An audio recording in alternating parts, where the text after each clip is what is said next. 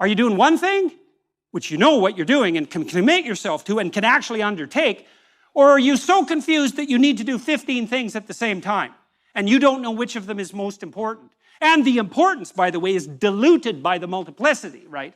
Because if you pick something out as singularly important, you actually elevate it as important. If 15 things all of a sudden become equally important, they're all 1/15th as important, because if they weren't, you wouldn't have a problem sequencing them, and that means they're not motivating. So one of the consequences of that is that there's no positive emotion. Because positive emotion, the joy, there's a couple of types of positive emotion. I won't talk about satiation, but enthusiasm and joy, happiness, let's say, is 100% dependent, as far as we can tell, on observations that you're progressing towards a valued goal. It's not attainment focused, that's satiation. You get something you want and you're satisfied about it. That's a whole different neurochemical system. But enthusiasm and joy that people associate with happiness manifests itself when you're moving towards a valued goal. So if you don't prioritize your goals because you don't exist within a structure of value, then you have no positive emotion. And positive emotion is half of forward-moving motivation. Well, in fact, in terms of forward movement, it's almost all the motivation, because the embodied manifestation of positive emotion is the movement towards a valued goal. That's what it is. That's why you have the positive emotion, because you are a creature that can move towards goals. And the emotional signaling of that is positive emotion. No goal, no positive emotion. No hierarchy of goals, dilution or eradication of positive emotion. Because if you're confused enough and you have 100 goals and you can't prioritize them, then every goal has 1% of the significance necessary to really move you forward. And so to be maximally motivated, you need to know why you're doing what you're doing, all the way up Jacob's ladder, all the way up. And that brings us to the notion of the macrocosm that's the heavenly hierarchy. And in some sense, it's a psychological macrocosm, although not in all senses, because it brings society into the purview. So here's a proposition.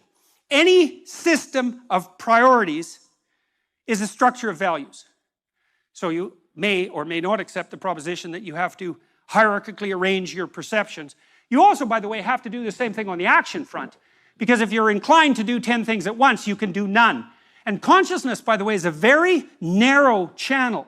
And we generally can only concentrate on one thing at a time. And the reason for that, in some sense, is because we can only act out one thing at a time.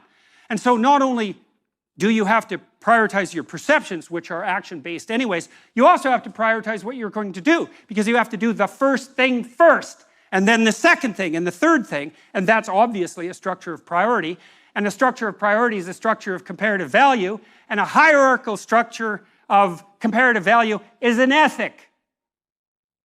And so what that means, as far as I can tell, and this is something, if it's true, is that we cannot see the world except through an ethic. And I mean that literally as well as metaphorically.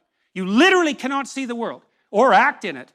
You cannot perceive the world except through a structure, a hierarchical structure of value, which is an ethic. And so then I would say, and here's something else to chew on for like 20 years, a story is a verbal description of a hierarchy of perceptual and action prioritization. And the reason that we're so attracted to stories is because it's so difficult to perceive and act in the world that we're hungry at the level of soul for a narrative that represents to us a hierarchical ethos that we could embody as a model for emulation. And so that's what our stories are. They're models, they're ritual models for emulation, most fundamentally. And the anti-hero story, well, that's easy enough to contend with. It's like, watch this person who ends up in catastrophe and hell and do the opposite of whatever it is they're doing. And so that's a powerful lesson, because there's something very compelling, as we said before, about very powerful negative emotion. And so even if you don't believe in heaven, you might be able to conjure up a belief in hell. And if you can't, I would say, well, you're either not using your imagination, or you're hiding, or so far you're just lucky. But I wouldn't expect that to last. And so you can certainly see the catastrophe and even the hellish catastrophe beckoning. And you might think, plotting a route that would make that the least likely seems to be a good idea. And so part of the reason that we're fascinated by villains and supervillains, for that example, or part of the reason we're fascinated and endlessly so with figures like Lucifer and Satan, is because we're attempting to flesh out the nature of the antithesis to the worst kind of hierarchy of values. And that's gripping to us. It's gripping to us. Now, there's more to it as well, because we also will turn our attention to the negative to fortify ourselves against the negative in preparation for confrontation with the negative. And so we can do that through use of fiction. And that's what we're doing, for example, at least in part, when we do such strange things as amuse ourselves with horror films.